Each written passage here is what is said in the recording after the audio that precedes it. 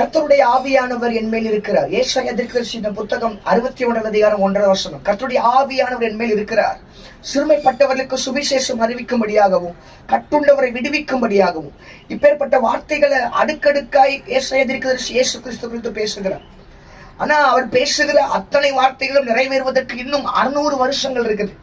தன்னுடைய நிகழ்காலத்துல இருந்துகிட்டு தன்னுடைய வாழ்கிற அந்த வருஷங்கள்ல அந்த காலங்கள்ல ஒரு மனிதர் இருந்து கொண்டு 600 வருஷத்துக்கு அப்புறம் அப்பாற்பட்ட ஒரு காரியத்தை ஒரு மனுஷர் தரிசனத்துல பாக்குறாரு, தீர்க்கதரிசனமா எழுதுகிறார். மேசியா என்கிற ஒரு தெய்வம் இந்த பூமிக்கு வரப்போகிறார். அவர் மேல் ஆவியானவர் இருக்கிறார். அவர் கட்டுண்டவரை விடுவிக்கும்படியாக, சிறுமைப்பட்டவருக்கு சுவிசேஷம் அறிவிக்கும்படியாக அவர் வருகிறார் என்ற வாக்க 600 வருஷத்துக்கு முன்னாடி ஒரு மனிதர் அந்த காரியத்தை பார்க்கிறார். எவ்வளவு பெரிய காரியம் பார்த்தீங்களா? நடக்க போற சம்பவத்தினுடைய தூரம் 600 வருஷங்கள், 6 ஜெனரேஷன்ஸ் இருக்குது, 6 தலைமுறைகள் இருக்குது. அத்தனை காரியத்தையும் தான் வாழ்ந்து கொண்டிருக்கிற அந்த சமயத்துல, இன்னும் தெளிவா சொன்னா 600 வருஷத்துக்கு முன்பதாகவே ஒரு காரியத்தை ஏசாயா தீர்க்கதரிசி பதிவு பண்ணி வைக்கிறார். அப்படின்னா வாக்கு தத்தங்கள் தூரப்பட்டு போகும்போது தேவன் நம்மோடு கூட பேசின காரியத்துக்கு எவ்வளவு காலம் எடுக்கலாம்? வாக்கு தத்தங்கள் எவ்வளவு காலம் எடுக்குதோ அந்த அளவுக்கு அதனுடைய வீரியம் அதிகரிக்கும், அந்த அளவுக்கு அதனுடைய வல்லமை அதிகரிக்கும், அந்த அளவுக்கு அதனுடைய மகத்துவம் அதிகரிக்க ஆரம்பிக்கும். நம்முடைய வாழ்க்கையில சில வாக்கு தத்தங்கள் இந்த வருஷத்துடைய முடிவுல தாமதிச்ச மாதிரி தெரியலாம், சில வாக்கு தத்தங்கள் இல்லாம போன மாதிரி தெரியலாம். ஆனா அந்த வாக்கு தத்தங்கள் மறுபடியும் நிறைவேற்றப்படுவதற்கு ஒரு வல்லமையோடு அந்த தரிசனமோ வாக்கு தத்தமோ உங்களை சந்திக்க திரும்ப வருகிறது. வேதம் நமக்கு சொல்லுகிறது 400 வருஷம் இருண்ட காலம். அந்த காலத்துல சபை இடிக்கப்பட்டாயிற்று, சபை உடைக்கப்பட்டாயிற்று, எருசலேமுடைய ஆலயத்தை இடிச்சு ஆண்டவர் தீத்துராயனால் எரித்து கொல்லப்பட்டாயிற்று. அப்படிப்பட்ட காலத்துல ஒரு வாக்கு தத்தம் நிறைவேற காத்து கிடக்குது. ஒண்ணு நம்ம புரிஞ்சுக்கிறோம், நாம் பேசுகிற வெளிப்பாடுகள், நமக்கு தெய்வம் கொடுக்கிற தரிசனங்கள், நம்ம கூட எதுவும் இல்லைனாலும், நம்ம கூட மனுஷனுடைய உறவுகள் தூரப்பட்டு போனாலும் அந்த வாக்கு நம்ம கூட நிற்கும், அந்த வெளிப்பாடுகள் நம்ம கூட நிற்கும்.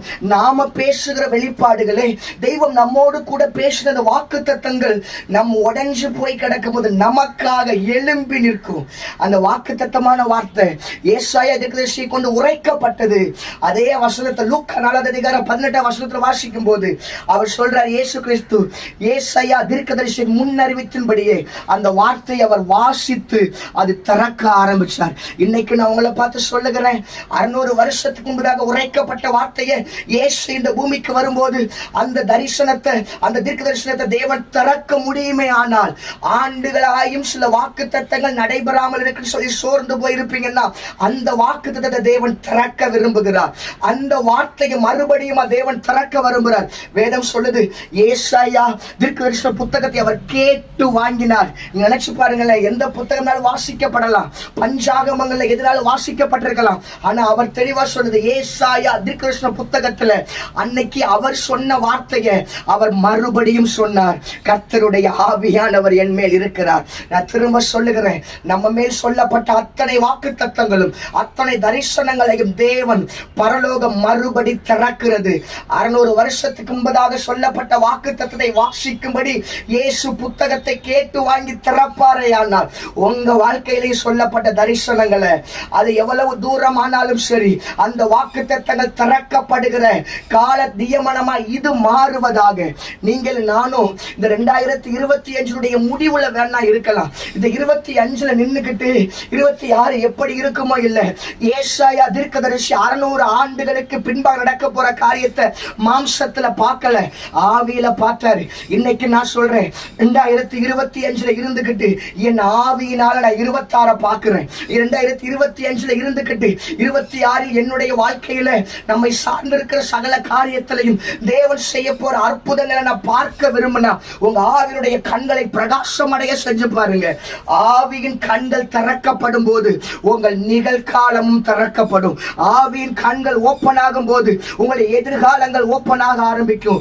25 முடிவுக்குள்ள நிக்கிற உங்களை பார்த்து சொல்றேன், 26 பார்க்கும்படி உங்கள் கண்களை திறந்து விடுங்க.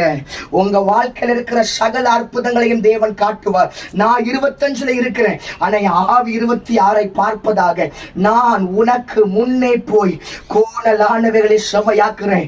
நீங்க வேணா 25ல இருக்கலாம், நீங்க முடிவுக்குள்ள கடந்து போகலாம், ஆனா முன்னே போவேன் என்று சொன்ன தெய்வம் நமக்கு முன்பதாகவே 26க்குள்ள கடந்து போய் செவ்வையான பாதைகளை செய்து முடிக்க போதுமானவர்.